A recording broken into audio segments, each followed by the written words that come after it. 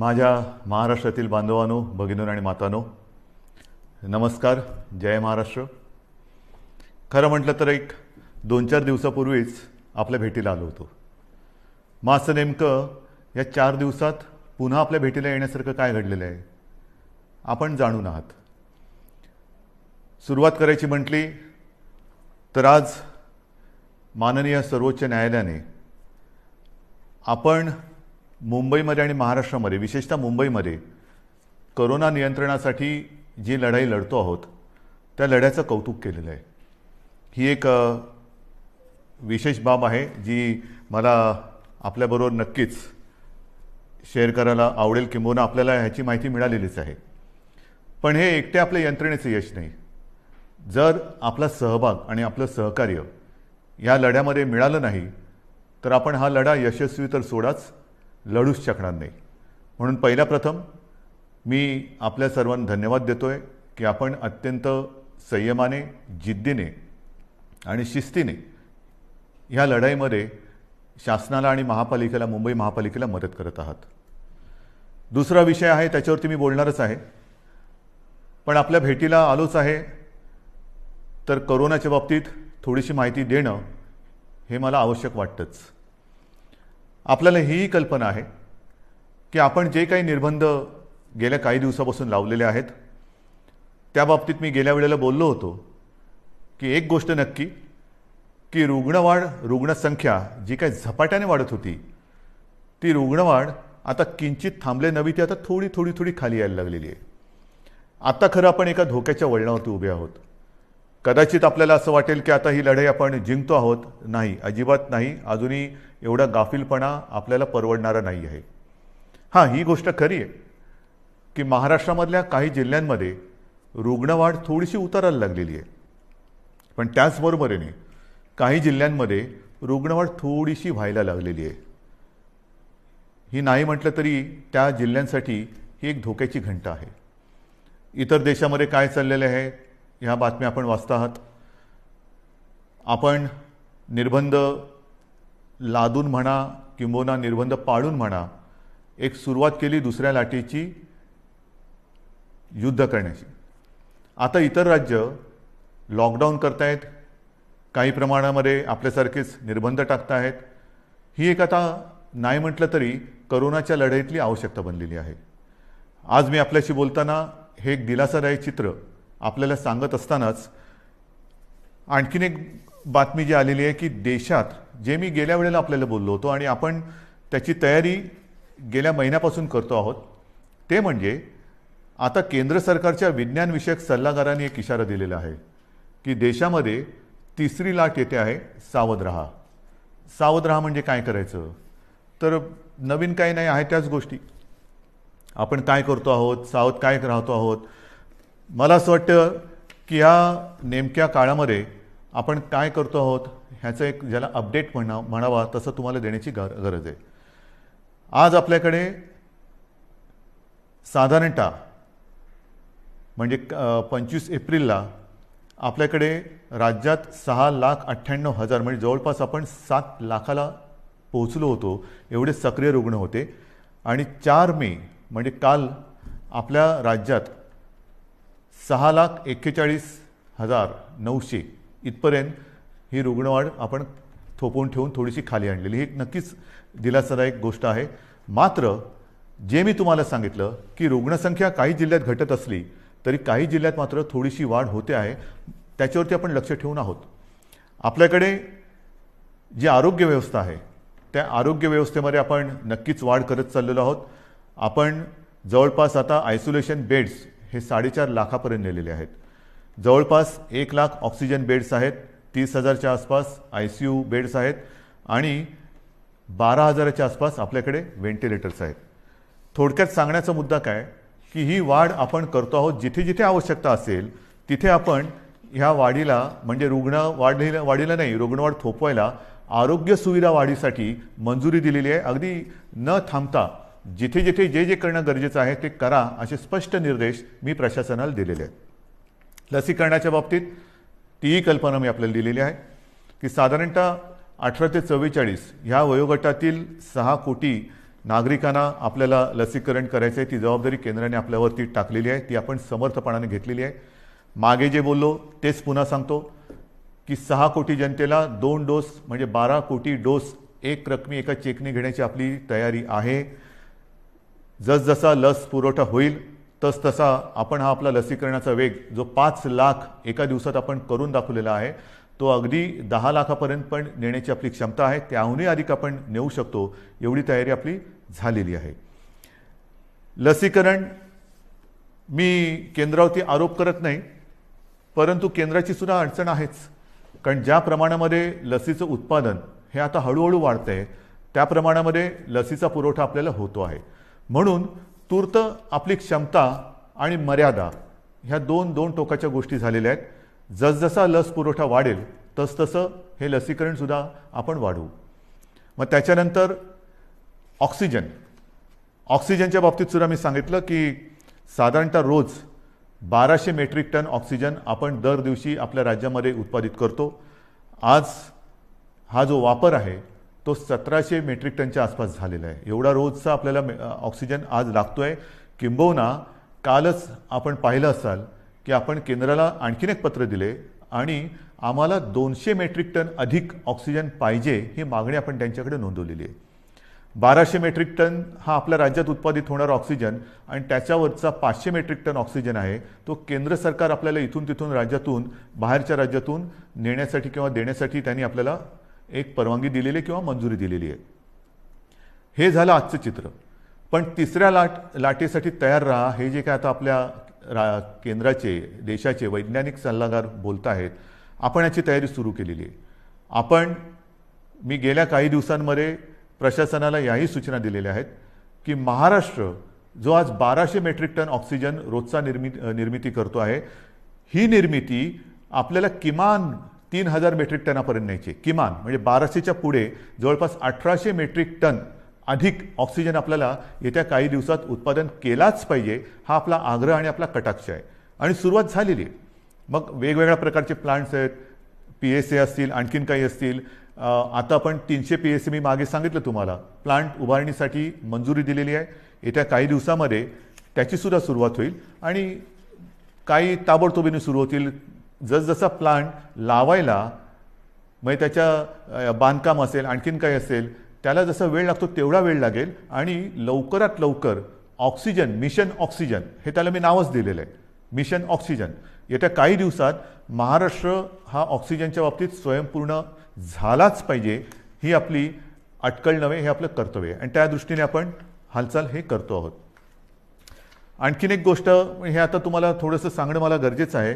रेमडेसिवीरच्या बाबतीत मी तुम्हाला सांगितलेलं आहे हळूवारपणाने केंद्र आपल्याला जो कोटा त्यांनी दिलेला आहे त्याच्यात हळूवार वाढ होते आहे. अजूनही पूर्ण जेवढी आवश्यकता आहे तिथपर्यंत आपण पोचलेलो नाही, पण हळूवारपणाने त्याच्यात थोडी प्रगती होते आहे आणि रेमडेसिवीरचा पुरवठा हा आवश्यकतेनुसार आपण प्रत्येक जिल्ह्याला करतो आहोत. काही जणांची तक्रार आहे की आमच्याकडे एवढे रुग्ण असताना आमच्याकडे एवढेच इंजेक्शन्स येतात. ही तक्रार आहे, जरूर आहे, पण त्यासाठी आपण आणखीन एक गोष्ट सुरू केलेली आहे.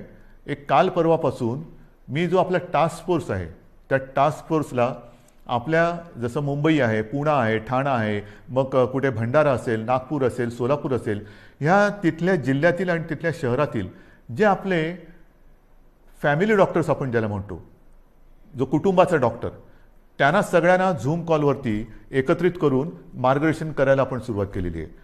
काय करायचं आपल्याकडे रुग्ण आल्यानंतर त्याला कोविड झालाय तर घरातल्या घरात म्हणजे आपण म्हणतो ना की आवश्यकता नसेल तर हॉस्पिटलमध्ये येण्याची गरज नाही, पण आवश्यकता असेल तर हॉस्पिटलमध्ये त्वरित आलं पाहिजे. मग हे नेमकं जो काही एक मी म्हणेन फरक आहे तो कसा करायचा. घरी असेल तर घरच्या घरी कोणती औषधे दिली गेली पाहिजेत, कोणती दिली म्हणजे द्यायची गरज नाही आहे, किंबहुना देण्याची गरज नसताना सुद्धा दिली जातात ती टाळली पाहिजे, याचं संपूर्ण मार्गदर्शन आपल्या राज्यातील सर्व वाड्या वस्त्या अगदी गल्ली बोळातले सुद्धा जे आपले चांगले चांगले डॉक्टर्स आहेत, अनेक वर्ष जे प्रॅक्टिस करतायत आणि त्या वस्तीला एक आधार म्हणून काम करतायत, त्या सगळ्यांना सोबत घेऊन आपण पुढे जातो आहोत. रेमडेसिवीर असेल, अगदी इतर काही गोष्टी असतील, या सगळ्या बाबतीत आपण स्वयंपूर्ण होण्याच्या दृष्टीने वाटचाल करतो आहोत की जेणेकरून तिसरी लाट, दुसरी लाट तर लवकर थोपवायची आहेच, पण तिसरी लाटसुद्धा जर का आली तर तिचा घातक दुष्परिणाम आपल्या राज्यावरती होऊ द्यायचा नाही, हा चंग बांधून आपलं महाराष्ट्र सरकार काम करत आहे. हे झालं एक कोरोनाच्या बाबतीतचं. मग दुसरा मुद्दा आहे तो साहजिकच आहे. जसा पहिला मुद्दा मी सांगितला की सुप्रीम कोर्टाने आज मुंबई महापालिकेच्या लढाईचं कौतुक केलेलं आहे, तसंच ही लढाई आपण लढत असताना ही जिकराची लढाई, जीवावरती बेतलेले संकट आहे, अगदी देशात हाहाकार झालेला आहे, आणि अशी ही लढाई आपण जिद्दीने लढत असतानाच एक सुप्रीम कोर्टाने आणखीन एक निर्णय दिलेला आहे, तो मात्र थोडासा निराशाजनक आहे. बरोबर आहे, मराठा आरक्षण. मराठा आरक्षणाची ही लढाई आपण न्यायालयाच्या माध्यमातून न्यायालयाकडे आपण न्यायालयात लढत होतो. आपल्याला सर्वांना कल्पना आहे की काही वर्षांपूर्वी आपल्या विधिमंडळामध्ये सर्व पक्षांनी, म्हणजे तेव्हा तर शिवसेना आणि भारतीय जनता पक्षाची युतीच सत्तेमध्ये होती, आणि विरोधी पक्ष म्हणजे जे आज आपले सहकारी आहेत काँग्रेस आणि राष्ट्रवादी, ह्या राज्यातील प्रमुख 4 पक्षांनी आणि इतर सर्वांनी एकमुखी एकमताने मराठा समाजाला आरक्षण देण्याचा कायदा पास केला. तो मंजूर केला. मग त्याला आव्हान दिलं गेलं. उच्च न्यायालयामध्ये आपण ही लढाई जिंकलो. त्याला आव्हान दिलं गेलं. मग सर्वोच्च न्यायालयात ही लढाई गेली. सर्वोच्च न्यायालयात ही लढाई आपण लढलो, आणि दुर्दैवाने आज हा निराशाजनक निकाल ह्या अगदी लढाईच्या ऐन भरामध्ये आलेला आहे. नेमकं काय झालं? जे काही एक ढोबळमानाने निकाल आलेला आहे, कारण आता निकालपत्र ते आत्ता हाती आलेले, त्याच्यावरती आणखीन डिटेलमध्ये काम सुरू आहे, त्याचा अभ्यास सुरू आहे. पण सर्वानुमते एकमुखाने घेतलेला हा निर्णय सुप्रीम कोर्टाने त्याच्या विरोधात निकाल दिलेला आहे. मग असं कोणीतरी म्हणालं की आम्ही जे उच्च न्यायालयात जिंकलो ते सुप्रीम कोर्टात तुम्ही हरलात, तुम्हाला लढताच आलं नाही. नाही, असं अजिबात नाही आहे. ज्या वकिलांनी आपल्याला उच्च न्यायालयामध्ये विजय प्राप्त करून दिला, बाजू मांडली, यशस्वीपणाने मांडली, तेच वकील त्याच्यात कुठेही बदल न करता किंवा त्यांच्यात अधिक काही वकिलांची आपण त्यांना मदत देऊन ही लढाई आपण अत्यंत योग्यपणाने, समर्थपणाने सर्वांचं मत एकत्र घेत आपण ही लढलो आहे. पदरी निराशा आलेली आहे, पण निराश झालो किंबहुना निराश झाला तर तो महाराष्ट्र कसला. मी खास करून मराठा समाजाला एक वेगळ्या दृष्टीने धन्यवाद देतो आहे की त्यांनी फार समंजसपणाने हा निर्णय जो आहे हा ऐकलेला आहे. कुठेही थैथयाट केला नाही, आदळआपट केली नाही. त्याच्याबद्दल मी तमाम माझ्या मराठा समाजातील माता भगिनींना, बांधवांना हात जोडून धन्यवाद देतो आहे. आणि त्यांच्या नेत्यांनी सुद्धा मी विशेष उल्लेख करेन, छत्रपती संभाजीराजे यांनी सुद्धा अत्यंत समंजस्याने आपली प्रतिक्रिया दिलेली आहे. हे दिवस लढाईचे नाही आहेत, निदान आपल्या तरी नाही आहेत, कारण सरकार आणि आपली भूमिका एक आहे. जर सरकार ह्या निर्णयाच्या म्हणजे आरक्षणाच्या विरोधात असतं तर लढाई मी समजू शकत असतो, पण सरकार आपल्यासाठी लढतंय, आपली बाजू मजबूतीने सुप्रीम कोर्टात मांडते, किंबहुना ती मांडली, आणि तरीसुद्धा हा एक निराशाजनक निर्णय आल्यानंतर मला असं वाटतं अजूनही लढाई संपलेली नाही आहे. कारण लढाई केव्हा संपते? सगळं काही अंधार पसरतो तेव्हा. आज माननीय सर्वोच्च न्यायालयाने आपल्याला हा निकाल देत असताना म्हणजे त्यांनी सांगितलं की हा तुमचा अधिकारच नाही आहे. जे एक कमिशन, गायकवाड कमिशन आपण नेमलं होतं, त्याच्या शिफारशीसुद्धा त्यांनी सांगितलं की त्यासुद्धा त्यांनी बाजूला ठेवलेल्या आहेत. मग काय करायचं नेमकं? आता काय करणार तुम्ही म्हणता ही लढाई संपलेली नाही. मग सर्वोच्च न्यायालयाने निकाल दिल्यानंतर सुद्धा पुढे काय? आता पुढे आहे. सर्वोच्च न्यायालयाने निकाल देताना मला असं वाटतं पुढचा मार्ग दाखवलेला आहे की कुठे न्याय मिळेल आपल्याला, हे सर्वोच्च न्यायालयाने दाखवलेलं आहे. कारण सर्वोच्च न्यायालयाने सांगितलं की आरक्षण देणं, मग बाकीचे किचकटपणात मी जात नाही आहे. अशोकरावांनी अत्यंत व्यवस्थितपणाने दुपारी पत्रकार परिषद घेऊन एक व्यवस्थित बाजू मांडलेली आहे, कारण त्यांनी या विषयावरती गाढा अभ्यास केलेला आहे. गेले काही महिने 1-1.5 वर्ष माननीय अशोकरावांनी किती बैठका याच्यासाठी घेतल्या असतील, किती जणांशी बोलले असतील, किती जणांशी चर्चा केली असेल, हे त्यांनाच माहिती. आणि त्यांनी आज दुपारी अत्यंत व्यवस्थित समर्पक शब्दामध्ये जे काही आरोप प्रत्यारोप असतील त्याला उत्तरं दिलेली आहेत आणि आपली बाजूसुद्धा व्यवस्थित मांडलेली आहे, ती आपल्यासमोर आलेली आहे. म्हणून मी ते परत त्याच्यात बोलणार नाही आहे. पण सर्वोच्च न्यायालयाने जे सांगितलं की हा निर्णय घेण्याचा अधिकार हा राज्य सरकारचा नाही, मग कोणाचा आहे, तर हा अधिकार केंद्र सरकारचा आणि माननीय राष्ट्रपतींचा आहे. हा एक मोठा मार्ग त्यांनी दाखवलेला आहे. आणि म्हणून माझी जी पहिली प्रतिक्रिया आपल्यासमोर आलेली आहे, त्या प्रतिक्रियेत मी म्हटलं की एका प्रकारे सर्वोच्च न्यायालयाने हा निकाल देताना आपल्याला वेगळं मार्गदर्शन केलेलं आहे की कुठे न्याय मिळेल. त्याच वेळेला मी म्हटलेलं आहे की केंद्र सरकारला, म्हणजे माननीय पंतप्रधान आणि माननीय राष्ट्रपती यांना मी हात जोडून विनंती करतो आहे की आता हा अधिकार आपला आहे, हे सर्वोच्च न्यायालयाने सांगितलेलं आहे. आपण 370 कलम काश्मीरचं हटवताना जी हिंमत दाखवली, तीच हिंमत आणि तीच संवेदनशीलता आम्हाला आत्ता पाहिजे. सर्वोच्च न्यायालयाने यापूर्वी जे 2 निकाल दिले होते, ते शहाबानू खटला असेल किंबहुना ॲट्रॉसिटी ॲक्ट असेल, तो सुद्धा केंद्र सरकारने म्हणजे संसदेने आपल्या अधिकाराचा वापर करून बदलला आणि एक संवेदनशीलता दाखवली. मग आता तर सर्वोच्च न्यायालयाने सांगितलेले की हा अधिकार आपला आहे आणि हा अधिकार आपला आहे म्हटल्यानंतर आम्ही सगळेजण एकत्र आहोत. महाराष्ट्रामध्ये ज्या वेळेला हा निर्णय घेतला गेला तेव्हा जे सर्व पक्ष एकत्रित आले होते, ते सर्व पक्ष आजसुद्धा एकत्रित आहेत. आम्ही एकमुखी आपल्याला विनंती करतो आहे की आपल्याला जे जे काही सहकार्य आपल्या राज्यातून पाहिजे असेल, आमच्या राज्यातून पाहिजे असेल, ते आम्ही करतो आहोत, नक्कीच करू. मात्र आता सहनशीलता ही आहे. माझा मराठा समाज हा सहनशील आहे, कुठेही आतताईपणा त्यांनी केलेला नाही. न्याय हक्कासाठी रस्त्यावरती उतरला, तो सुद्धा शांततेने उतरला. अशा ह्या समाजाचा, लढवय्या, शेतकरी, सगळं मी आपलं वर्णन केलेलं आहे. ह्या समाजाला न्याय देण्यासाठी आता केंद्र सरकारने जास्त वेळ न लावता निर्णय घ्यावा. मी आपल्या माध्यमातून माननीय राष्ट्रपतींना आणि माननीय पंतप्रधानांना विनंती करतोच आहे, पण उद्या अधिकृत पत्रसुद्धा मी त्यांना देतो आहे. जर का आणखीन आम्हाला तिकडे येऊन भेटण्याची आवश्यकता असेल तर तीही आम्ही करायची तयारी आहे. आणि ही एक मागणी आम्ही करत असताना सर्वोच्च न्यायालयाच्या निकालाची प्रत ही आत्ता संध्याकाळी उशिरा प्राप्त झालेली आहे. त्याचासुद्धा अभ्यास आपल्या ज्येष्ठ विधिज्ञांकडून सुरू आहे. ज्येष्ठ वकिलांची एक मी म्हणेन फौज, कारण समिती फार छोटा शब्द झाला, फौज ही आपल्यासोबत आहे. त्यांच्यासोबत आजपर्यंत सुद्धा विचारविनिमय केलेला आहे. आता मात्र सर्वोच्च न्यायालयाची ही प्रत प्राप्त झाल्यानंतर त्याचा अभ्यास सुरू झालेला आहे. त्याच्यात आणखीन काही मार्ग दाखवलेत का तेही बघतो. त्याच्यानंतर नेमकं निकालामध्ये म्हटलेलं काय आहे, आपल्या मर्यादा काय आहेत, तेही आपण बघतो आहोत. मात्र पुन्हा एकदा मी सांगेन की जो मार्ग सर्वोच्च न्यायालयाने दाखवलेला आहे, ह्या निर्णयाच्या बाबतीत केंद्र सरकारच्या अधिकारावरती त्यांनी मी म्हणेन एका अर्थी शिक्कामोर्तबच केलेलं की हा तुमचा अधिकार आहे. आता मला केंद्र सरकारचा अधिकार पाहिजे, कारण आम्ही सर्व पक्ष एकत्र आहोत. मराठा समाज आणि आम्ही आणि माझ्या महाराष्ट्रातले सगळे समाज हे सगळे एकत्र आहोत. ही मागणी केवळ एका समाजाची नाही, तर न्याय हक्काची मागणी ही महाराष्ट्राची आहे आणि तिचा अनादर केंद्र सरकार, माननीय पंतप्रधान आणि माननीय राष्ट्रपती करणार नाहीत, ही मला खात्री आहे, हा मला आत्मविश्वास आहे.